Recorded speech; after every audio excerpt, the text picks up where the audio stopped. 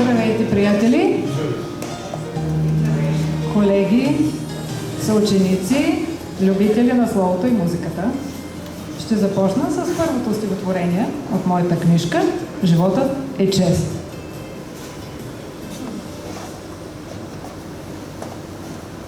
Събудих се днес без болки и драма. Животът е чест безкрайно голяма. И ето ме тук, преборила мрака, с любимия звук животът ме чака. Претварям очи по моста на кея, галевни лъчи над мене серея. Спокоен брега припява унесен, щастлива дъга усмихва се с песен. Животът е чест, понякога драма.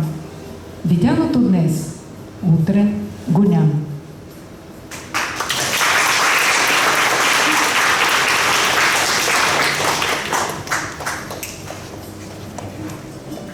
Добре дошли, скъпи приятели на поезията и на словото. Казвам се Мария Николова и за мен е чест да водя представянето на стихосбирката «Преплетени мисли». Събитието се организира от Конфедерацията на българските писатели, организация, която не просто съхранява, но и развива съвременната българска литература. «Преплетени мисли» е книга, в която се срещат различни светове. Любовта към природата и морето, нежността на любовните чувства, сянката на тъгата и болката, светлината на благодарността и накрая усмивката, която идва с по-леките, по-ведри стихове. Авторката ни разкрива едно емоционално, искрено и човешко пътуване, в което всеки би могъл да намери част от себе си. Зоечка, поздравление от мен за тази смелост, която си добила. Познавам те като фотографка, но поезията те ме доближи до себе си. Житейските уроци през погледа на поетесата. Има два типа творци. Такива, които искат да ни кажат нещо, а други, които искат да покажат себе си. Първите творци не се препъват в установените норми и форми. Тяхната стихия е в спонтанното общуване. Те бързат да ни кажат съдбовни истини, да разкрият себе си. За добрите поети поезията не е суетна игра, а съдба, която разгръща тревожните дълбочини на неговите чувства и разум. Зоя, желавам ти, приличай преди всичко на себе си, по-малко на времето, в което живееш, и малко на хората, сред които живееш. Черпи от живота мечти и давай на своите мечти живот. На добър час, мила приятелко!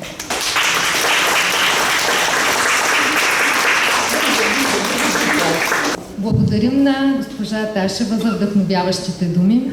А сега бих искала да ви представя главния виновник за това събитие – Зоя Митрушева.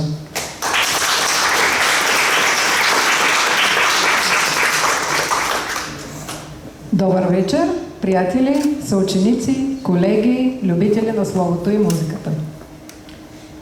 Благодаря ви, че ме подкрепяте в изборния ден. Обещавам ви прозрачен процес, без задкулисия и манипулации на вода. Моите обещания са изпълними, но не и без ваше съдействие. Властта е във ваши ръце и резултатът от вашата подкрепа може да бъде само и единствено положителен. Обещавам да казвам истината и само истината. В името на тази истина, за тези, които ме познават и за тези, които не ме познават, казвам се Зоя Господинова Митрушева, родена, отгледана, изучена, работеща и пристрастена към град Бургас.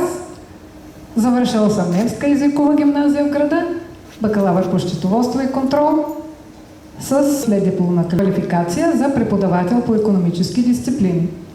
Продължавам да се ограмотявам и да надграждам уменията си. Мечтите се променят и начините за достигането им също. Времената са динамични. За себе си като характер мога да кажа, че съм добронамерена, със силно развито чувство за хумор, упорита, любознателна и с уклон към изкуството. Имам две слабости. Фотография на първо място и творческо писане. С фотография се занимавам по-рано. Първите ми снимки датират от 2010 година насам. Със свои снимки съм участвала в масови изложби под наименованието Бургаско у мен. Дори 2 мои снимки са станали за главни страници на 2 алманаха. Снимам хора по събития и предимно море, природа. Точно. За творческото писане по-смело се проявявам от 2015 година насам. Участвала съм със свои произведения в няколко литературни алманаха.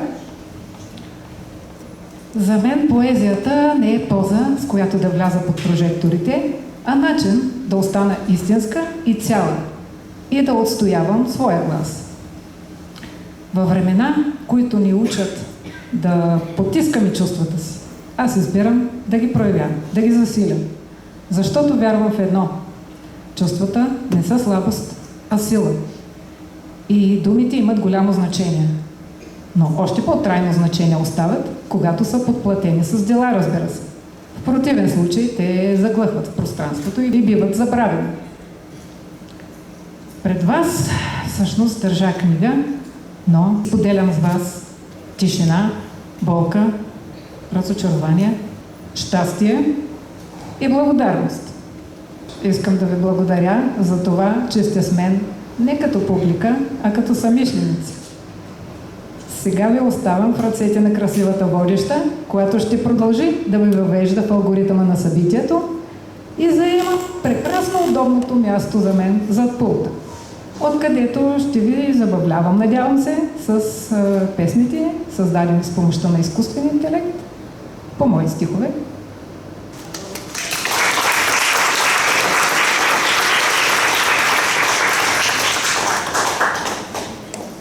Преди да пристъпим към динамичната част, искам да поканя художник Румяна Недялкова, близка приятелка на Зоя, която ще честити премиерата на стихосбирката, но не с букет, а с своя авторска картина «Сиянието на лилиума».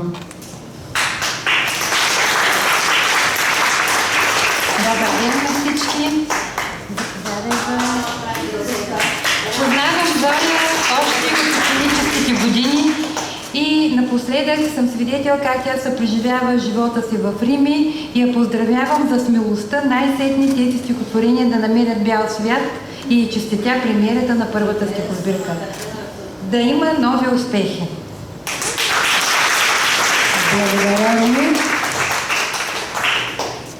Не се сещам какво друго да кажа, освен че ти пожелавам много изложби, собствени, не само в България.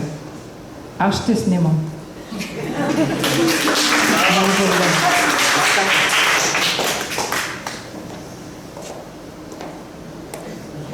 А сега настъпи моментът да се потопим в самата същност на книгата с помощта на думите и на музиката.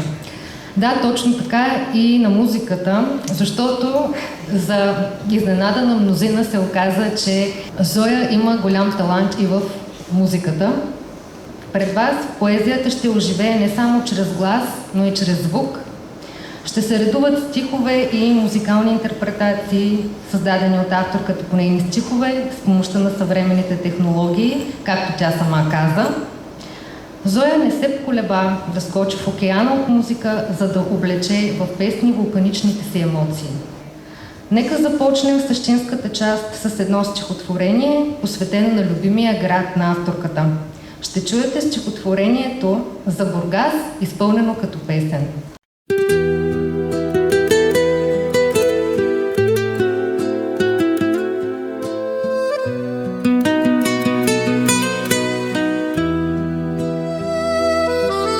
Прекрасен е любимият Бургас. Тук често разговаряме с морето, а чайките и лодките са с нас. Когато слънцето галевно свети, понякога въздиша тихо моста, усетил нечия раздяла тежка. Той пази разкази за бели кости, за бурни нощи със съдби човешки. Сълзите на Бургас са посолени, но радостта е истинска и жива. Вълните често сменят настроение от нежно тюркоазено до сиво.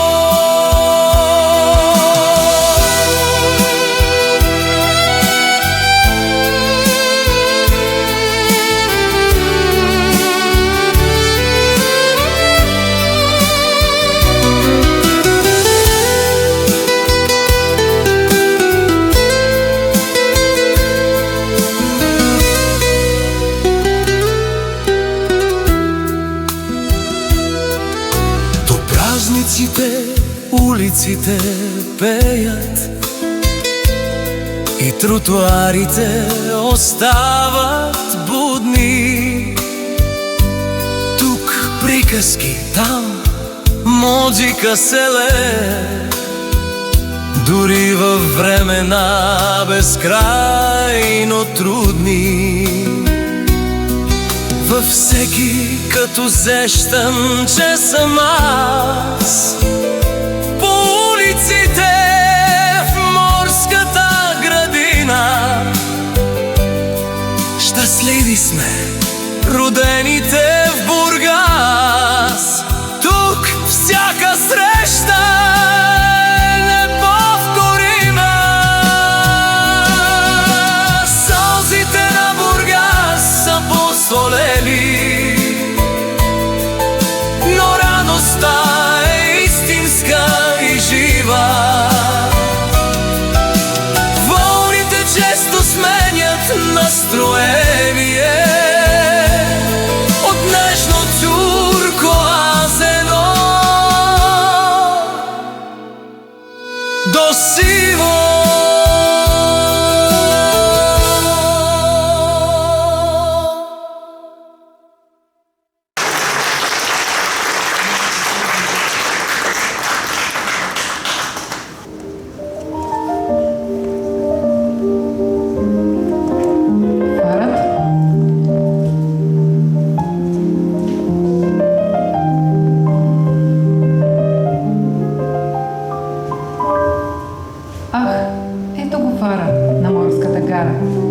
Самотен навярно изглежда.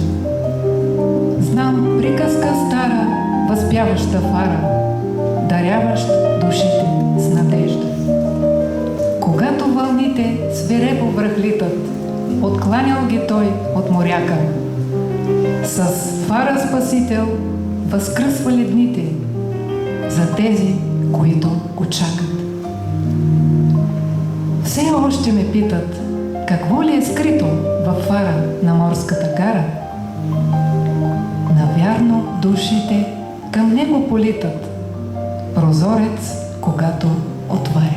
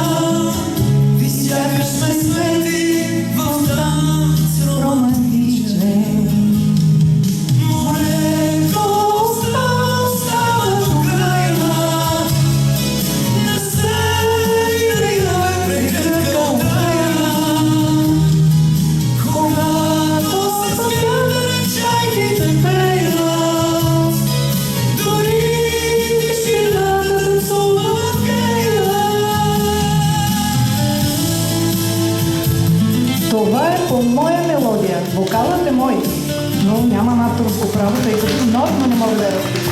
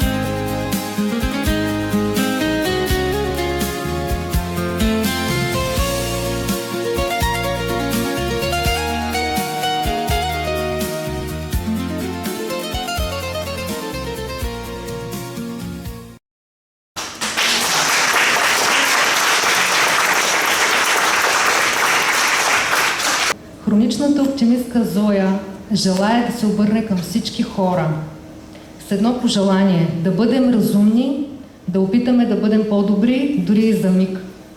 Нека бъдем за малко добри. Това би променило много събития. Нека бъдем за малко добри. Нека бъдем за малко по-млади. Нека лошото днес изгори и запратим го силно към ада. По забавен и нестандартен начин авторката ще ви представи концепцията си за фирменото право, след което ще завършим с две култови хумористични песни «Финансови страсти» и «Мечтаното парко място».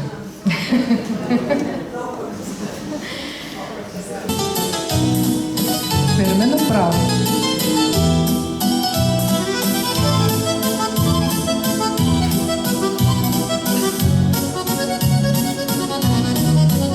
Отсече шефът.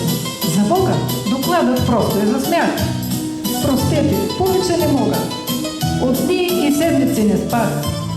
Последва поглед с насмешка. Не, казах ви, не сте готова. Така че действайте, колежки, и преработвайте отново. Бъдете точна, като мене. Това е фирменият стил. Ако покажете търпение, тук виж, съм ви наградил. Един колега промърмори синхрон с почитания нрав. Внимавай, с него не се спори, дори е привидно да си прав. Прочетох съвестно доклада и преосмислих всеки ред. Пред мен изправяше се адът и дявол дебнеше проклет.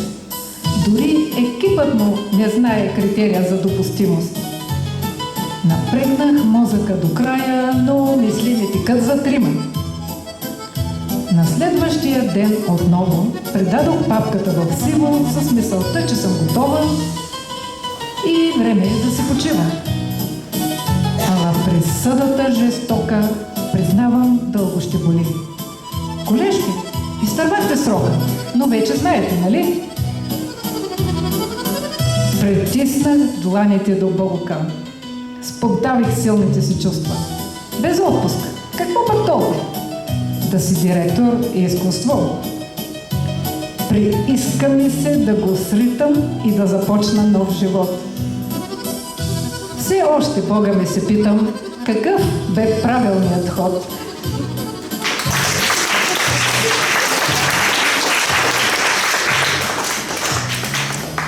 Мисля, че всички сме били на твое място.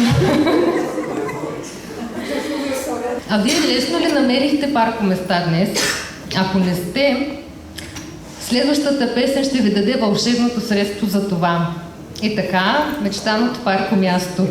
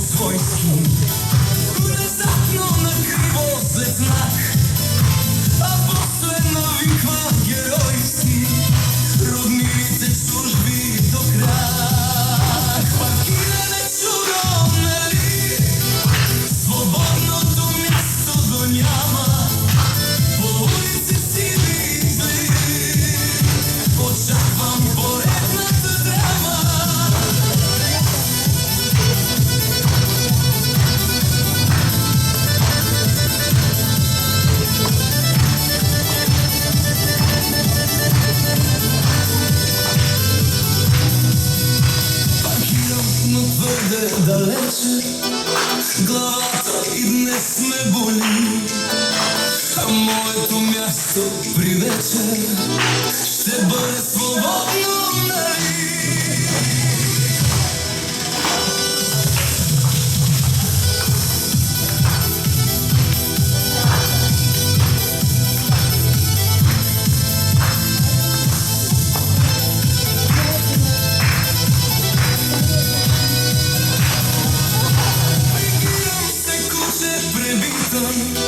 Сънувам, че имам честа с колата навън да прелитам на близките паркоместа.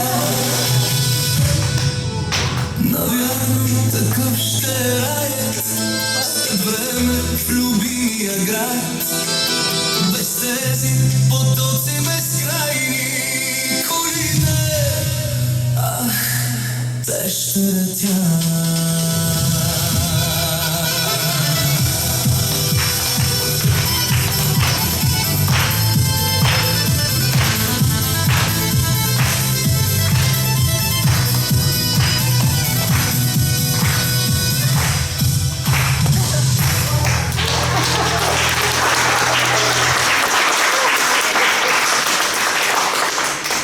Сега ще дам думата на председателя на Конфедерацията на българските писатели Станислав Марашки, след което ще имате възможност да зададете въпроси към авторката, който желая да закупи книгата и да получи автограф.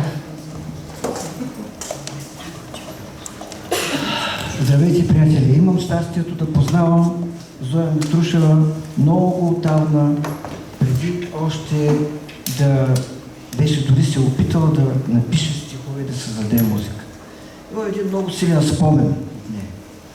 В 2017 година, Зоя, позволява да го кажа. В 2017 година правихме вечерта на хумора в рамките на Бургаски литературни дни, част от календара на Конфедерация на българските писатели тогава. И Зоя, която все още не беше издала книга, все още не беше публикувала никакво стихотворение, изведнъж запя. Просто запя. Запя и от очите ѝ се стичаха деликатно някакви сълзи. И тогава се сетих за това, което казва Хемингуей. Той казва, ако искате да сте добри поети, трябва да слушате много музика. Трябва да сте музикални. За този естествен синтез на изкуства стана дума тази вечер и вие го видяхте с очите си. Друго, което ми прави впечатление в нея, че тя беше една голяма изненада, защото никога не е казвала за себе си с болнаво творческото тщеславие, че иска да се изяви в областта на изкуството. Тя казваше, аз съм икономист, аз съм компютърен специалист, аз съм всичко друго, но не и поет или поетеса. И това е уникално, но да видим дали то е толкова рядко срещано. Точно най-големите автори в световната литература винаги са успявали да се издигнат над творческото тщеславие и да бъдат близко до обикновения човек. Самата публика тази вечер говори за нещо различно. Какво е то? То е, че тук 90% от публиката не се състои от професионални писатели и поети, както обикновено има такива сбирки. Това говори, че нейните думи успяват да стигнат до хората. Точно с това тя е различна. В литературата остават тези, които могат да бъдат различни. Зоя каза, че е различна. Нямам какво повече да кажа. Всичко друго бледнее. Благодаря ти, Зоя.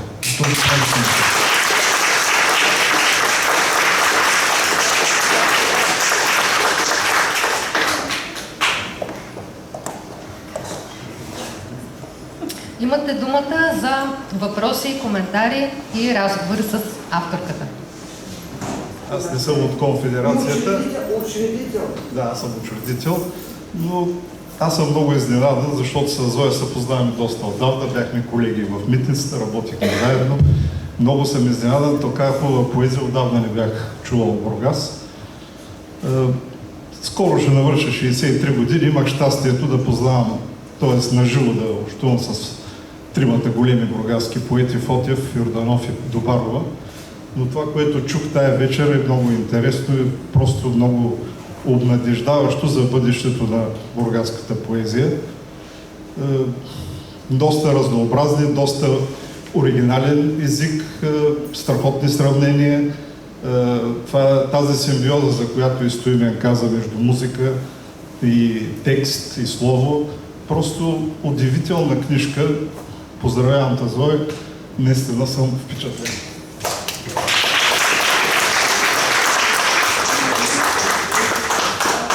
Някой иска ли още нещо да каже?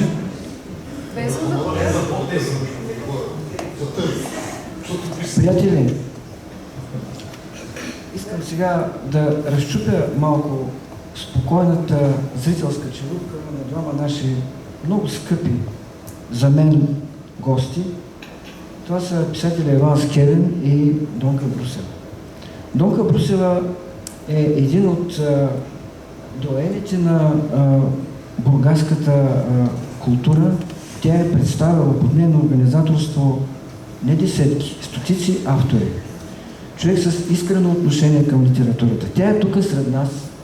Иван Скевен също е сред нас. И самият факт, че тези хора са сред нас, говорят за качеството на този форум, че той е почетен от такива светли личности. Нека да им благодарим за това, че са тук. Аплодисменти за тях. Аз съм близка приятелка на Зорчо и в момента съвсем импровизирано извън всякакъв сценарий и въобще предварителна подготовка. Просто искам да кажа изключително си приятна и просто приятна изненада ми направо като подарък. Познанството с нея много години и знам, че това, което тя е изказала тук, идва отвътре. Това са повечето нейни преживявания през годините, които тя е успяла да излее тук в слово и буквално някои са като изповедки. Повечето, да не кажа, повечето неща. И винаги съм се възхищавала за нейната упоритост, като нещо реши да направи и да го реализира, което най-после видяхме с тук. И винаги ми е било много готино нейното чувство за това. И пожелавам на всички проблеми, всеки има някакви, всичко да посрещаме с чувство за хумор. И да сме благодарни, както тя е написала. И аз съм благодарна.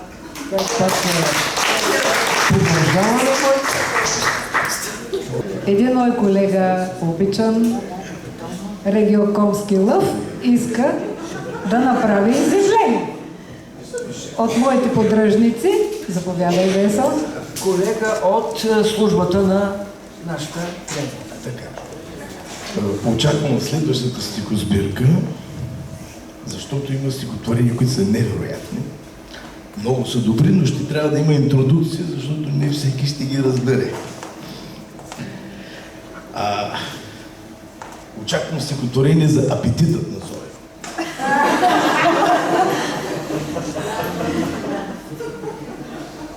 Имаме един вътрешен чат, но той, ако няма Зоя в чата, то не е интересен. Нали така? Първата работа е да видят Зоя да не е вътре. И за мъжете можем да говорим. По-късно. Добре, много съм щастлив, че съм колега на Зоя и на целия екип. И много се радвам за това нещо. И съм много приятно изненадан от тази стихосбирка и начинът, по който беше представена с музика. Страхотно. Браво.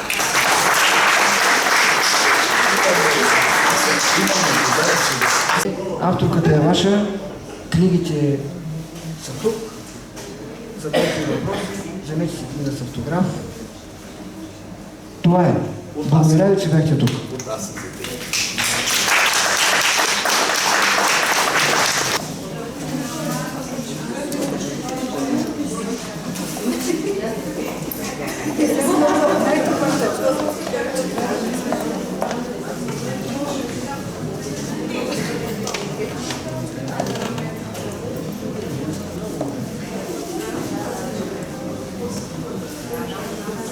Искам да отправя покана към моите съмишленици да се подкрепят на масата отзад.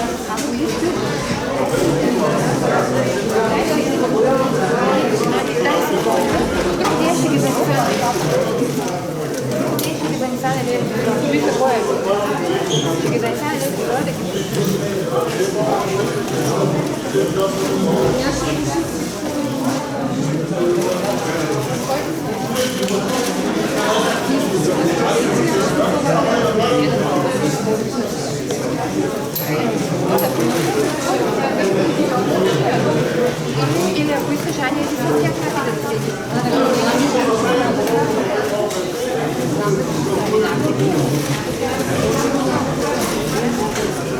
Ай, ама ти да се